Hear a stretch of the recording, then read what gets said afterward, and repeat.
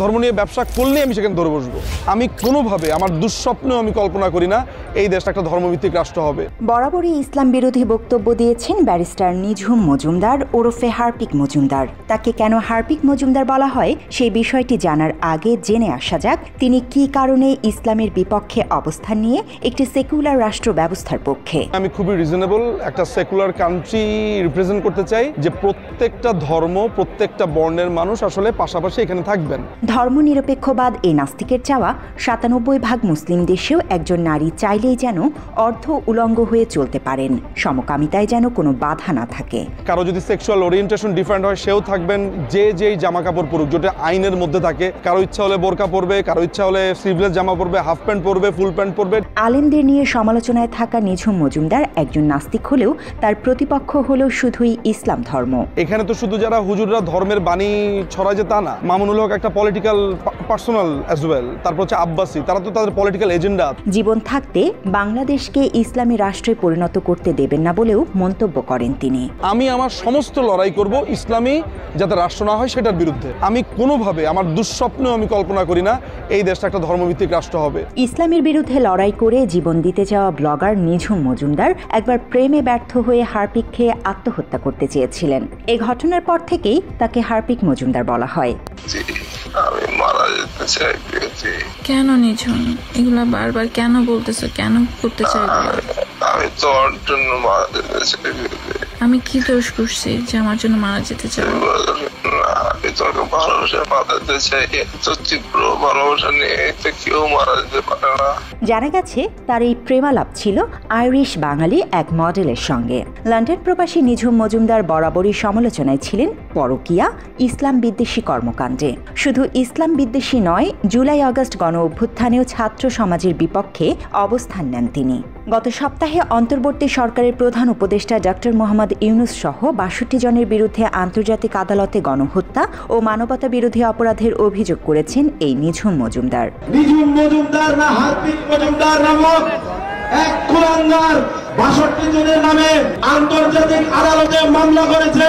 মঙ্গলবার পলিটিকা টিভির এক টক শোতে উঠে এলো নেদারল্যান্ডের হেগে অবস্থিত আইসিসি আদালতে প্রধান উপদেষ্টা ডক্টর মোহাম্মদ ইউনূস সহ ৬২ জনের বিরুদ্ধে অভিযোগের বিষয়টি। ৩ জন আইনজীবী এবং এটির মামলার বাদী হচ্ছেন সিলেট সিটি কর্পোরেশনের মেয়র, সাবেক মেয়র আনোয়ারুজ্জামান চৌধুরী, তাই নয় কি?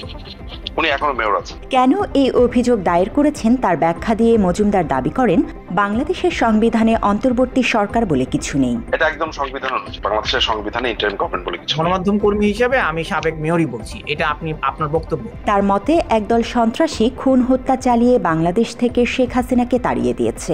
অন্যায়ভাবে শেখ হাসিনাকে ক্ষমতাচ্যুত করা হয়েছে দাবি করে মজুমদার বলেন, এই কারণে এর বিচার চেয়ে আইসিসির শরণাপন্ন হয়েছেন। সহিংসতা, কিছু ছাত্র নামধারী কিছু সন্ত্রাসী, তারা উত্তেজিত করেছে জনতাকে, বিভিন্নভাবে আপনার ইনফ্লুয়েন্স করে বাংলাদেশ সরকারের বিরুদ্ধে এক ধরনের ষড়যন্ত্র করেছে এবং এক ধরনের খুন খারাপির মধ্য দিয়ে তারা বাংলাদেশের রাষ্ট্র ক্ষমতা দখল করে বসে আছে। আলোচনায় টকশোর হোস্ট জানতে চান, ক্ষমতায় থাকা কোনো রাষ্ট্রনায়কের বিরুদ্ধে নেদারল্যান্ডের হেগের আইসিসি আদালতে মামলা করা যায় কিনা এবং মামলা করা হলে তা আইসিসি আমলে নেয়ার নজির আছে কি? এমন প্রশ্নে কোনো সঠিক জবাব ছিল না নিঝুম মজুমদারের কাছে। এখানে আমাদের রাষ্ট্রের যে ভূমিকাটা, সেখানে আমাদেরকে পরিষ্কারভাবে মনে হচ্ছে যে রাষ্ট্র এই বিচারটা করবে না। এবং কোনো কেস স্টাডি আছে নিঝুম মজুমদার দায়িত্ব পালনকালে, অর্থাৎ হেড অফ স্টেট হিসেবে দায়িত্ব পালন করছেন এবং তার বিরুদ্ধে আন্তর্জাতিক অপরাধ আদালতে এভাবে মামলা হয়েছে এবং সেই মামলাটি আমলে নেওয়া হয়েছে, এমন কোনো কেস স্টাডি আপনার কাছে আছে কিনা? এইটাতে আমি আসছি, এটা একটু পরে। অনুষ্ঠানে আরেক অতিথি অনুসন্ধানী সাংবাদিক ও শিক্ষক সৈয়দ আব্দুল্লাহ জানান, এইভাবে নেদারল্যান্ডের হেগের আইসিসিতে মামলা করার কোনো বিধান নেই। সৈয়দ আব্দুল্লাহ বলেন, নিঝুম মজুমদার যা করেছেন তা শুধুই একটি যোগাযোগ, তাদের মামলা করার কোনো এখতিয়ার নেই। তার অভিযোগ এই জায়গায় স্পষ্ট, তারা একটা কমিউনিকেশন করেছেন, দ্যাট ইজ মেয়ার কমিউনিকেশন। এটা মামলাও না, এটা মামলা যে হয় না, উনি নিজেও অবশ্য বলেছেন আজকে। হেগের আদালতে মামলা যে চাইলেই করা যায় না, সৈয়দ আব্দুল্লাহর এমন যুক্তির কাছে পরাজিত হয়ে ক্ষিপ্ত হয়ে যান নিঝুম মজুমদার। আমি হোস্টের দৃষ্টি আকর্ষণ করছি এই জায়গাতে, আমি হোস্টের সাথে কথা বলতে এসেছি। এখানে মামলার কথা বলেছে আপনাকে, হোস্টের কথা বলেছি। আপনি হোস্ট আমি দুজনকেই আনমিউট করেছি। না না না, এটা একটা লজিক্যাল ফেলা। এ সময় নিঝুম মজুমদারকে কোনোভাবেই থামাতে না পেরে টয়লেট ক্লিনার হার্পিক দেখান অনুসন্ধানী সাংবাদিক ও শিক্ষক সাইয়েদ আব্দুল্লাহ। এতে আরো ক্ষিপ্ত হন তিনি। তানভীর ভাই, ও এখন যেটা করেছে এর পরে ওকে এখানে রাখা যাবে না। আপনি যদি আমার সাথে আলোচনা করতে চান, আপনি আমার সাথে আলোচনা করতে চান। নো নো, ও কি করেছে আপনি দেখেছেন? লুক আছে। আপনি এটি না, আমার সৈয়দ আব্দুল্লাহ আপনার কাছে বিনীত অনুরোধ, আপনার বিনীত অনুরোধ। আপনার কি মনে হয় শুয়োরের বাচ্চার সাথে আমি প্রোগ্রাম করব? প্লিজ নিঝুম মজুমদার। নিঝুম মজুমদারের গালির জবাব হার্পিক দেখিয়ে দিচ্ছিলেন অনুসন্ধানী সাংবাদিক সাইয়েদ আব্দুল্লাহ। হার্পিক দেখানোর কারণে পুরনো স্মৃতি মনে করে আরো বেশি উত্তেজিত হয়ে টকশো থেকে বেরিয়ে যান নিঝুম মজুমদার ওরফে হার্পিক মজুমদার। আমি একজন লয়ার, কিন্তু আমি কিন্তু খুশি দিয়ে দাঁতও ফেলে দিতে পারি। জান্নাতুল ফেরদৌস তমা, বাংলা এডিশন।